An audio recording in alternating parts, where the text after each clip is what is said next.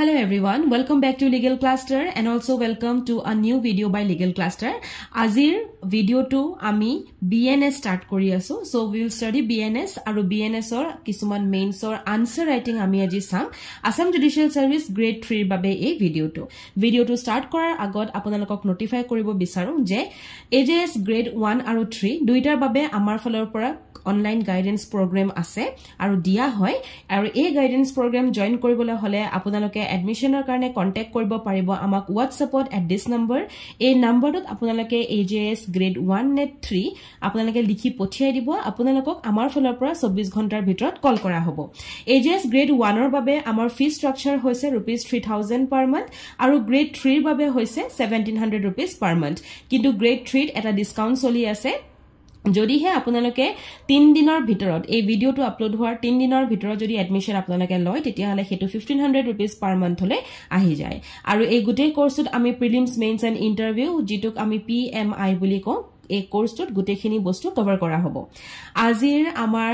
যেটো ভিডিও হয় এই ভিডিওটোত আমি BNS ৰ এটা টপিক উঠাই লৈছো আৰু সেই টপিকটো হৈছে mob lynching so we all know that mob lynching is a new offense which has been added in the BNS 2023 আৰু আজিৰ এই ভিডিওটোত আমি এটা নোট আপোনালোকৰ লগত শেয়াৰ কৰিম আৰু লগতে আমি মেইনছত নো কি কি কোৱেশ্চন আহিব পাৰে সেই কোৱেশ্চন খিনিও আমি আজি অকনমান চাম বা আপোনালোকক মই কোৱেশ্চন খিনি দিম এতিয়া এই নোটটো যেটো মই দি যাম ভিডিওটো অকল চালেই নহব নোটটো আপোনালোকে নোট ডাউন কৰিব লাগিব যেটো মই নোট আপোনালোকক আজি দিম যি সকলে ইউটিউবৰ পৰা চাই আছে সেই সকলে নোট ডাউন কৰিব কাৰণ মব লিঞ্চিং এটা নতুন অফেন্স হয় ইয়াৰ ওপৰত কোৱেশ্চন থকাৰ বা কোৱেশ্চন অহাৰ বহুত সম্ভাৱনা থাকিব আৰু মেইনছত যিখিনি কোৱেশ্চন আহিব পাৰে সেই কোৱেশ্চন খিনি মই অকনমান ডিসকাস কৰিম আপোনালোকে তাৰে আনসাৰ্স খিনি কৰিবলৈ যত্ন কৰিব আহক স্টাৰ্ট কৰো আজি টপিকটো সো মব lynching The offense of mob lynching has been newly introduced in the Bharatiya Nyaya Sanhita under section 103 clause 2 सबतको important section 2 আৰু যেতিয়া মেইনছ আনসাৰ লিখিব section 2 নিলিখাকে নাহিব earlier there was no separate provision for mob lynching under the IPC mob lynching is a form of collective violence in which a group of people attacks and kills a person or group of people often based on their identity belief or action mob lynching refers to extrajudicial execution of people based on various factors like race, caste, community, language, etc. আমি সকলোৱে জানো যে আগতে আমাৰ IPC খনত কোনো separate provision নাছিলে মব লিঞ্চিংৰ কিন্তু এতিয়া BNS ত আমাক নতুনকৈ এটা অফেন্স হিচাপে এটা বেলেগ সেকশনত আমাক দি দিছে এতিয়া ইয়াত কৈছে যে মব লিঞ্চিং কি হয় সো মব lynching is a form of collective violence in which a group of people attacks and kills a person or a group of people ইয়াত আইডেন্টিটি বিলিফ অ্যাকশন এবোৰক বেস কৰি পেলাই এটা collective violence হয় যত এটা group of people another person বা group of people মাৰিছিলে as for example আমি যদি চাও অভিনীলৰ কেছটো যেটো কাৰ্বি আংলঙত হৈছিলে সো সেই কেছটো হেতু mob lynching আছিলে কাৰণ তাত এটা group of people আছিলে আৰু kills a person হৈছিলে হেতুত হয়নে বা group of people নহয় বাৰু দুজন মানুহ গটিকে পাৰ্সনতে ধৰিব লাগিব আৰু it is often based on their identity belief বা actionৰ কাৰণে হৈছিলে সো হেতু আমি এক্সাম্পল হিচাপে লব পাৰো এতিয়া 103 ক্লজ 2 নো কি আছে হেতু আমি চাও so section 103 clause 2 It provides that when a group of 5 or more person itia ataitko important bostu kejonia group hobo lagibo agor jeto definition dilu etu moi eta normal definition disu kintu sectionot ki definition dise hetu ami yat he paisu so group of 5 ba tatkoi besi manu hobo lagibo acting in concert commits murder on the ground of race caste or community, sex, place of birth, language, personal belief, or any other similar ground, each member of such group shall be punished with death or with imprisonment for life and shall also be liable to fine. আপোনালোকে note down কৰি যাব কাৰণ মেইনছত answer লিখাত আপোনালোকৰ বহুত সহায় কৰিব আজিৰ এই ভিডিওটোৱে গটিকে ইয়াত প্ৰথমতে আপোনালোকে এটো মন কৰিব 5 or more person থাকিব লাগিব আৰু মাৰ্ডাৰ হ'বই লাগিব ঠিক আছে আৰু তাৰ যেটো হেতুৰ সেই যেটো ক্ৰাইম হয় বা অফেন্স হয় তাৰ পানিশমেন্টও ইভেন হেতু দিয়া হৈছে যে ডেথ বা ইমপ্ৰিজনমেন্ট ফৰ লাইফ এখিনি বস্তু ইয়াত ইম্পৰ্টেন্ট হয় সেই কাৰণে মই বোল্ড লেটাৰত লিখি দিছো next the constituents of this offense so এই যেটো অফেন্স হয় মব লিঞ্চিং ইয়াৰটো কিছুমান কনস্টিটুয়েন্টস থাকিব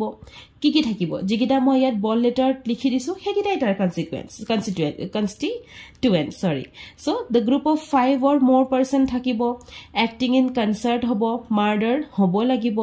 ground of race caste community এখিনি থাকিবই লাগিব হয়নে আৰু each member shall be punished with death or imprisonment for life and also liable to fine এটো মই অলৰেডি এটো পেজত মই কলুৱে যে লাষ্টত আমি কি দিছো গতিকে যেতিয়া আপোনালোকে আনসাৰ ৰাইটিং এটা স্টাৰ্ট কৰিব আনসাৰ ৰাইটিং টু স্টাৰ্ট কৰোতে সেই পাৰ্টিকুলাৰ টপিক টু ওপৰত অধ্যয়ন কৰি নলেজ গুটাইহে যাব নহলে আনসাৰ ৰাইটিং এটা আপোনালোকে কৰিব নোৱাৰিব গতিকে আমি এতিয়া যদি প্ৰথম ভিডিওটোৰ পৰা বুজি লওঁ তাৰ পিছত অটোমেটিক্যালি আমি কোৱেশ্চন ডিসকাস কৰিম আৰু কোৱেশ্চনখিনি আমি আনসাৰ কৰিব পাৰিম Next key is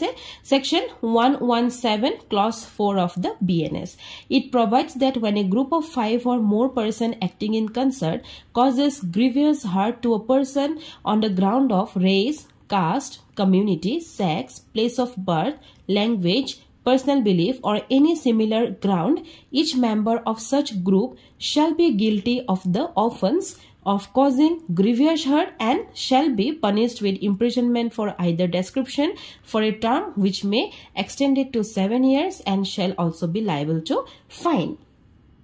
Next ki ase constituents of this offense. Etia এই সেকশনটোৰ কনস্টিটুয়েন্টস খিনি আমি পঢ়ো যেহেতু আমি মব লিঞ্চিং পঢ়িছো গতিকে অকল 1032 পঢ়ি গলেই নহব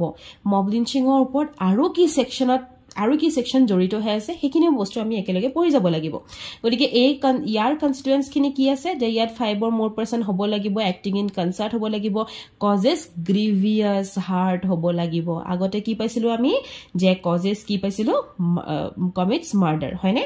then etia etu point same hoy then each member of